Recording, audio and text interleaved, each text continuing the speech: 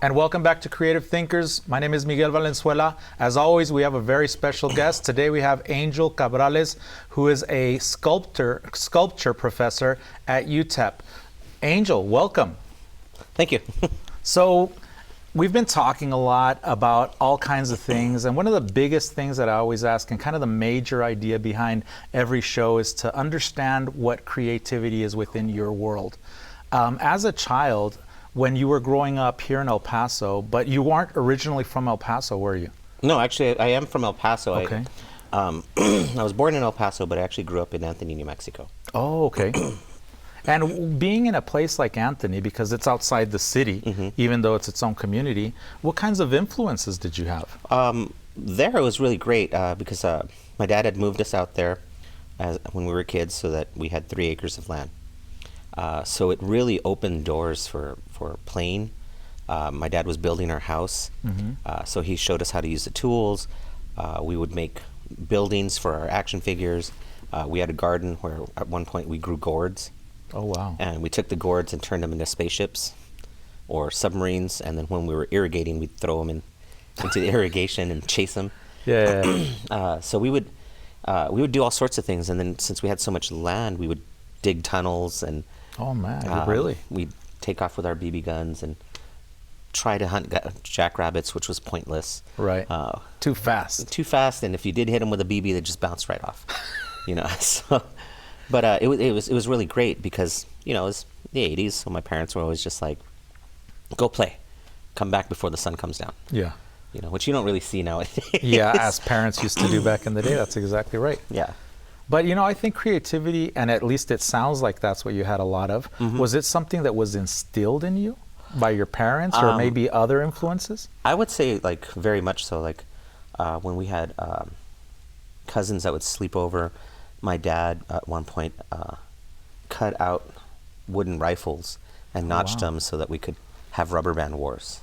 Oh, wow. And then we got to decorate them all ourselves. My mom was really encouraging. She would paint ceramics, and so she would bring some over, and we could paint some of our own. It was always like keeping all of our options open, is what it was. I mean, my mom really loved encouraging us on things that we really gravitated to. My older brother Joey and I gravitated toward drawing and music, and a big influence on that was my mom buying us comic book subscriptions.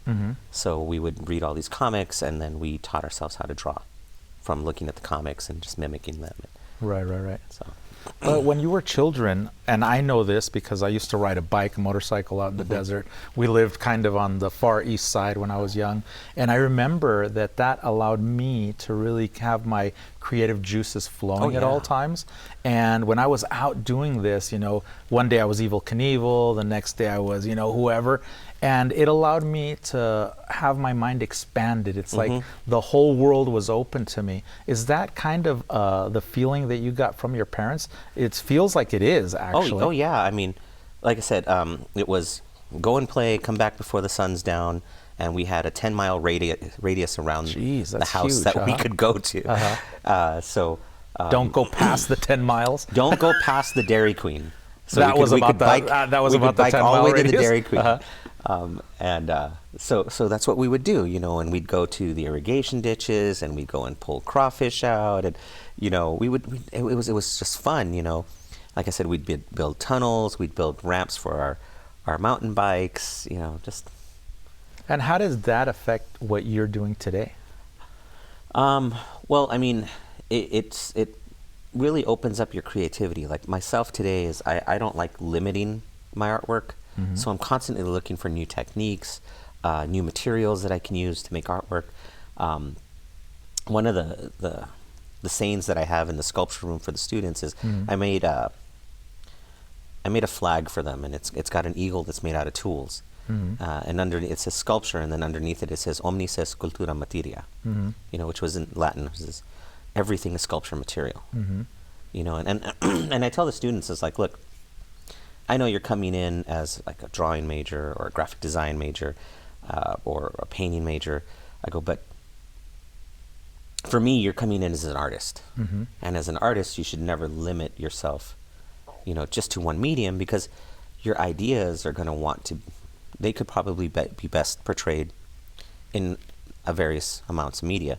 So the way I work, and I try to teach them that, is that I come up with a concept, and then I'll look at the concept and try to determine what media is this going to look best in. Okay. Should it be a painting? Should it be a video? Should it be a sculpture? If it's going to be a sculpture, what material should I use? Should I use found object? Do I cast it in resin or in metal? Do I fabricate it out of steel, work in wood? And so it really keeps yourself moving, with your ideas. So you're constantly getting this flow of ideas.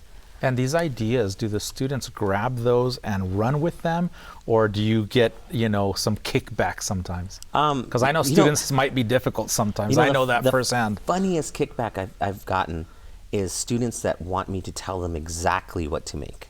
Oh wow! Okay. And they to me figure they'll get a good grade if you do. It boggles if they my do mind what you did, you told them. Because when I give an assignment, I never tell them what to make. Right. I always tell them, it's like, I'm going to show you techniques, and I'm going to give you a set of parameters that you have to meet. But ultimately, I want you to make your artwork, because I want to see who you are. And if I tell you what to make, I'm not getting anything out of that. I can't read who you are. Right. And I also restrict fan art. I was like, I love me some Batman, but I don't want to see somebody else making Batman. Right. It's already somebody else's idea. Be original, right? Exactly. Be original. Pull your own ideas out. So that's what I'm always encouraging. But yeah, the kickback I've gotten is students that are obsessed with like anime or a movie, and they just want to make that same thing, and it's like that's not your idea. And once you push them past that barrier, do you think that they learn something about creativity at that point? I think they do. I think they start like taking an introspective look into themselves. Like finding their own aesthetic. Exactly. Right? Yeah. Because I'm always telling you, it's like, look into yourself. Ask yourself, why are you making these decisions? When you're making something, it's like, why did you choose to paint that blue? Why did you choose to put that part of the sculpture there? You're making decisions as you're doing it. Right. Question yourselves and ask yourselves why you're making these decisions, and you can actually start to learn more about yourself. Absolutely. I think that it's one of the most important parts. We are part of EPCC, as you know. How important is it for students to have education? How did your education go?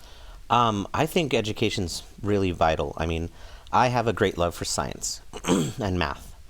My dad is an engineer. He's got a degree in math as well. I joke with my students, telling them, it's like, how you all grew up with a Game Boy? I grew up with a Data Man. What is that? And it was... That one I've never heard of. It was a glorified calculator that looked like a little gray robot. So it was by Texas. I'll have to look that up. It was by Texas Instruments. So it looked like a little robot, but it was just a math game calculator. Oh wow! And that's what I played with. Wow! Wow, that's crazy. I mean, math and science are really important, especially when it comes to art. And I get a lot of students saying, "Well, I'm an artist because I'm not good at math." I'm like, what you're not good at is remembering all the equations. I go, but as an artist, you're constantly using math. Geometry and trigonometry play a huge part in artwork, especially when you're making sculpture. There's a lot of engineering that goes into it. And I start telling him, it's like, there's a lot of science. I was like, physics plays a huge part when you're making sculpture. Gravity is a harsh mistress, and if you don't balance things out, it's going to come down. So physics takes its place. You have engineering. You're using chemistry when you're glazing, for ceramics. Those are chemical reactions. When you're patinaing your metal, again, chemical reactions. When you're working with resin, more chemistry. So all of these things, and I tell them, it's like, don't just take it for granted that like it's just magic when you mix these two chemicals together and suddenly there it is. It's like, learn why it does what it does. Yeah, because you don't want to end up with an explosion at the end of the day, right? And that's why, like, I'll have some students that come in and they'll be like, well, I mixed the chemicals together and they didn't work. And I was like, well, where were you storing your chemicals? Well, I left them in the car. Jeez. And I'm like, okay, it was 99 degrees outside. You know, if you notice on the label, it says keep stored in a cool space, Yeah. no more than 70 degrees. Right. You cook your chemicals. Yeah. You know, it's like they won't work anymore. You know, and they're like, well, what do? Buy new chemicals. Yeah. It's like, you're out of luck. I think it's interesting that a lot of people don't understand that concept that you were just talking about, because for me, kind of the basis of all things are math, science, but I also incorporate art. When I look at anything, I look at shape, design, form, color, all of those things. And that's one of the things that I believe that a lot of people lack. Creative Thinkers is all about helping people understand that this creative process exists within everything. At what point did you understand that concept? That creativity is in everything? I think as a kid, you know, I was always trying to incorporate artwork into everything I was doing.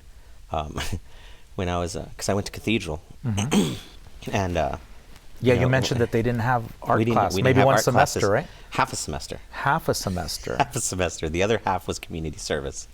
Geez, really? It was either community, go sweep the streets or make art, huh? Yeah. Something like that. So what's your feeling on that? Because it's changed. It's changed. I'm Right. actually really happy that they have a really great art teacher now. She's awesome, and I've talked to the principal before, and you know, they were like, well, you know, we're really glad that we have this now, and because I mean, you see this big push in the country for STEM, Right. and yet STEAM it really should be also, right? STEAM. Yeah. You know, STEAM is better than STEM. Yes. You know, because you when you have, I mean, I love science, technology, engineering, and math, right? Correct. But it's very rigid. And the beautiful thing about incorporating art into that is that it allows you to think critically and outside the box. So you get creative thinking and problem solving that then gets incorporated within it. Right. And so it really helps round out, you know, all the sciences and the math. But why is that important? Because I think a lot of people don't understand that concept, don't understand that if we want scientists to flourish, if we want mathematicians to flourish, we need to have their minds opened. So how do you view that? I mean, look at, what is it? A few years ago, Boeing was having problems with their engineers. So, Which I didn't hear about, but so go ahead. it was in the news. Like and what designing their planes or the interiors of the planes? Or they were having problems the- with their engineering and problem solving. And so what they did was they sent them all to take art classes. No way, okay. So because they were saying That's it's beautiful. like this helps you think outside the box. I've had some students that have come into my sculpture class that are mechanical engineers, you know, or they're some sort of science major, and each time they suddenly realize, like, oh my God, this is different. You know, this isn't as easy as I thought it was going to be. You know, but they start realizing that they can actually utilize this within their field. So these are students that have a major in science or engineering that are taking an elective. Right. They're not saying, I need to take this because I think it'll be to my advantage. Right. Wow. And then they come out of the course thinking differently, I would Yeah. assume. Well, I've actually had some that switched into becoming a I've had sculpture the major. same thing. That's exactly right. Yeah. But I think it's a powerful thing when we, as instructors, are able to help people broaden their horizons. I think that's very important. When you were studying, because you didn't study here in El Paso, did you? No. Where did you go to school? I bounced around, actually. When I graduated from high school, I got a scholarship and went to New Mexico Tech. Okay. And I was a geochemistry major there. And I was a Wow. geochemistry major for 2 years. So that's very different from what you were doing when you were It a was kid. yeah. Or was it the gourds going down No, the, well, I mean, the thing I that really- was like chemistry or whatever? I really had a big love for geology. Okay. And chemistry when I was in high school was really easy to me. And math, I had a data man. That was my toy. So it's just natural so- to go into that. Right. And you know, we were building stuff and toys and, you know, working out math problems to build our toys that my dad had shown us. So it was kind of inherent. But, you know, and that's the thing. It's like when you grow up in kind of like a Latino community, and I deal with parents, you know, students' parents like this, where they get upset that that their kid's an art major, because they're like, oh, well, Yeah, how are I they hear going that to a lot. survive? You know, what are they going to do for money? And, you know, That's so a huge misconception. It's a I hu- don't understand why, if you're an engineer, you're a parent, or a physician and you're a parent, and your child wants to study art, you immediately throw them out to the street, right? Isn't that weird? Yeah. But, you know, tell us how you've succeeded through changing your majors. Well, and so, you know, I loved art, but I didn't really have any art classes really other than that half semester. So I went into geochemistry because I got a scholarship in it. And as I was taking classes, I was also a lifeguard. So during the first year, I didn't draw. I didn't have a sketchbook, and then I ended up picking up a sketchbook. I was at work, and I started drawing again. And as I was drawing, I was like, you know what, this is what I really enjoy, you know. as And you're taking the classes. as I'm taking Okay. the geochemistry classes and mineralogy and geology and calculus, and I was like, I like geology, I like chemistry, but it's not something that I want to focus on for the rest of my life. And I really enjoy drawing. And so I was like, and so when I went home during break, I talked to my mom and I told her, I was like, I don't want to do this. I was like, I want to go into art. Was she taken aback? My mom, no. My mom was just like, you do what you want to do. It's your life. Right. You know, I just want you to be happy.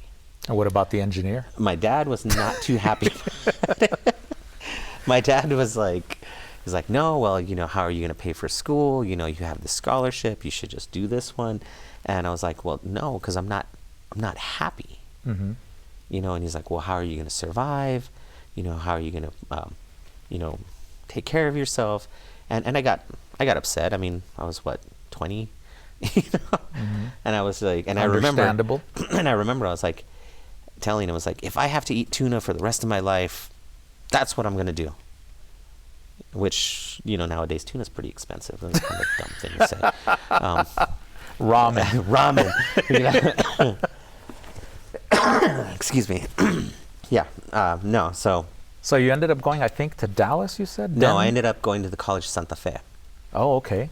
and I was at Art now. Yes, Okay. I went into drawing and painting, and I was at the College of Santa Fe, and while I was there, I ended up taking a 3D design class, and I had a professor. His name was Rick Fisher, and he was the sculpture professor, but he was teaching this 3D design class. Okay. And we were supposed to make this small found object. It's only supposed to be this big. Right. And I ended up going to Ace Hardware and picking out random pieces of metal, and I bolted together this 5'10" angel that was Wow. suspended from the ceiling with black lights in it. And I suspended it behind his desk. And so class comes in. You were trying to impress him. No, it was obviously. the only place that had the hooks to actually hang it. And so he comes into class and he looks at it and he's just like, is this yours? I'm like, yeah. And he's like, you know it's only supposed to be this big, right? I go, yeah, but it wanted to be that big. Right. You know? And he's just looking at me and he's like, and he's looking at it and he's like, what's your major? And I'm like, drawing and painting. And he looks at me, he's like, what? He's like, no, take my sculpture class next semester. And I was So like, okay. he's the one that brought you into this So- 3D realm. So I was like, okay, because I didn't really, because, you know, when you're taking art classes, you're pretty much introduced to 2D most of the time, Right. you know, and 3D is intimidating to a lot of people, but I kind of really, I'd already been playing in 3D as a kid. Right. So I took his class, and at the end of the semester, I'd made this glass and steel rosebush out of razor wire and sheet Cool. metal and broken glass. Mm-hmm. And he pulls me aside again, and he's like, what's your major? I go, Rick, we already went over this. I'm a drawing and painting major. And he's just like, no. He's like, you can't.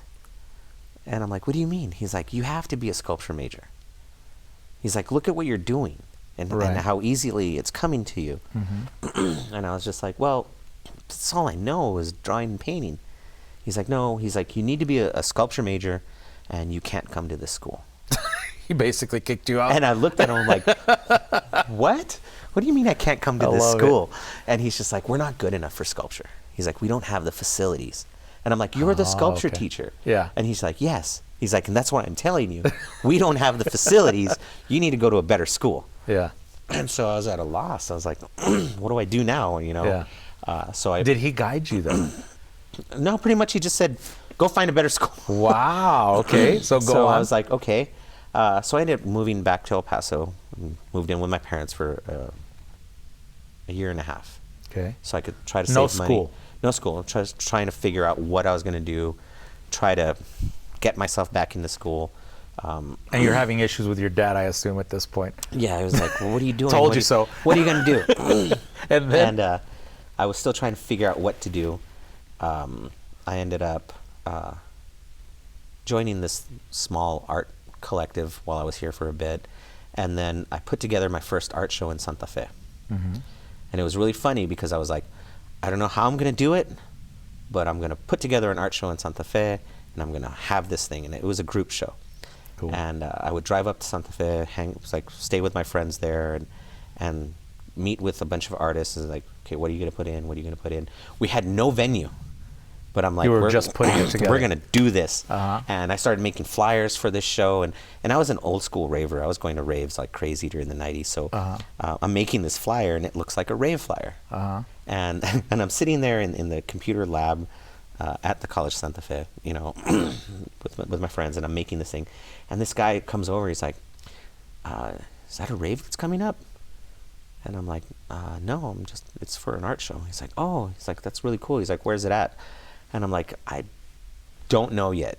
Wow. And you just had the time frame. Yeah. And the people. I was like, "It's going to be on this day. I don't know where yet." Okay. I was like, I was pretty determined to do this though. Yeah. And so this guy, he's just like, he's like, well, I'm the manager of the drama club, which was a club there in Santa Fe. And I was like, oh, cool. And he's like, would you like to have it there? Wow. Okay. And so I was just like, okay, you know, I'm heavily into like electronic music. There's this club that's offering it. We worked it out where we would have the show before the club opened. And then once the show was over, the club would open and people could dance around the artwork. Wow. And it was great, you know, and it helped me make more contacts. And then I ended up moving to Tempe after that. Oh, okay. Because I was like, okay, I need to get back to school. And I assume they had a better studio space for you to work in, better materials in Tempe?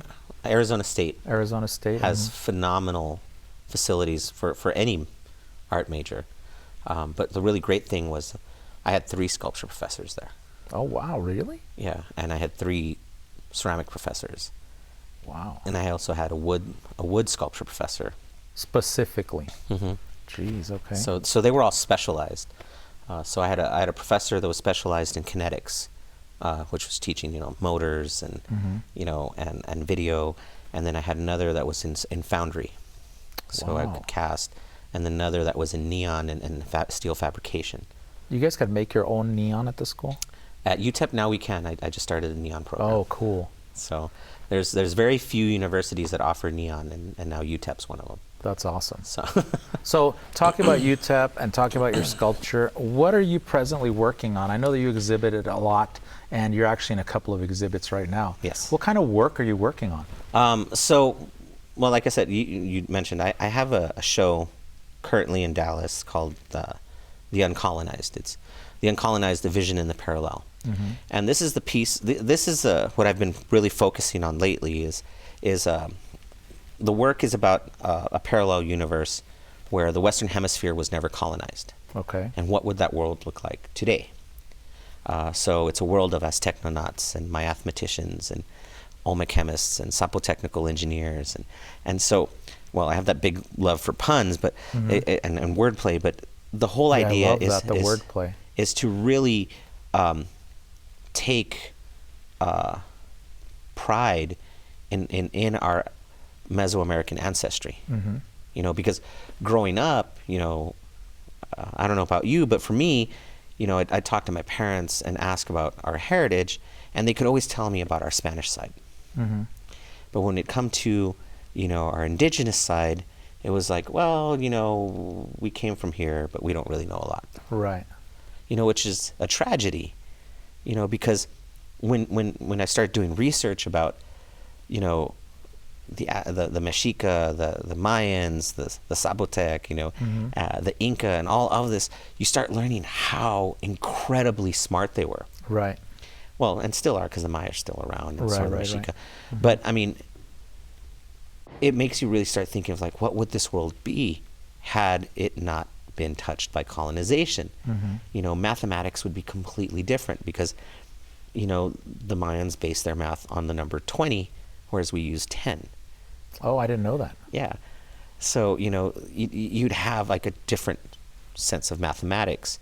You know, the hybridization of corn that was done in 2000 BC, that's a huge achievement. Right. You know, and so, you know, the sewer systems, you know, the drainage, you know, all of these things, you know, how important, you know, being clean was to all of them, you know, Right. you know, to be free of germs. And so, like, you really start thinking of like, why was I never taught any of this?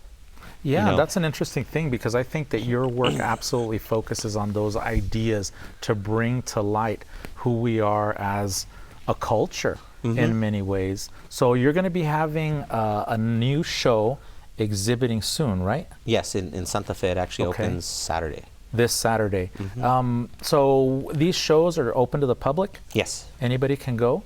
How does, where are you going to be exhibiting in Santa Fe? Where? In Santa Fe, I'm going to be exhibiting at the Santa Fe Art Institute, which Okay. is on the old campus of the College of Santa Fe, Oh, which is kind wow. of funny. So It's like full coming circle now, right? Which is awesome. You know, one of the things that we talk about here, obviously, creative thinkers, is creativity. What advice can you give our viewers as far as how important creativity is? Because we're coming to a close here pretty quick. I think creativity is the end-all be-all. Why? Because creativity, creation itself isn't limited to just making artwork. You know, when you're cooking something, you're creating something. When you're making music, when you're talking to someone and making them laugh, you're creating that atmosphere. You know, so really being aware of what you're doing and how you're creating that environment around you is really, really important. You know, so if you're constantly aware that, you know, you're making the environment Something. around you, Yeah. you know, you are in control of your own destiny. That's the way that I see it. So It's but important for people to have their minds opened at all times. at all times, Always. be accepting, be open to discourse, you know, because we don't know everything. Yeah, that's know, true. And one of the and- most impressive things for me is how through creativity people can move forward. Yes. So talk about moving forward. If somebody wants to get a hold of you, how do they? A number of ways. I have my website, which is angelcabrales.com. Okay. There, my email address is on there that people can click on. A lot of people reach me through there. Contact you that way, Yeah. right? I have Several several Instagrams. Instagrams. Okay. Give I us have one of them so somebody can look it which up. is angel_Cabrales. If you want to see the artwork from the Uncolonized, that's as Technonaut. And then I have one for UTEP Sculpture. I wanted to thank you for taking time out Sure. to talk to us. It was a wonderful conversation. I hope you had a good time. Oh, it was great.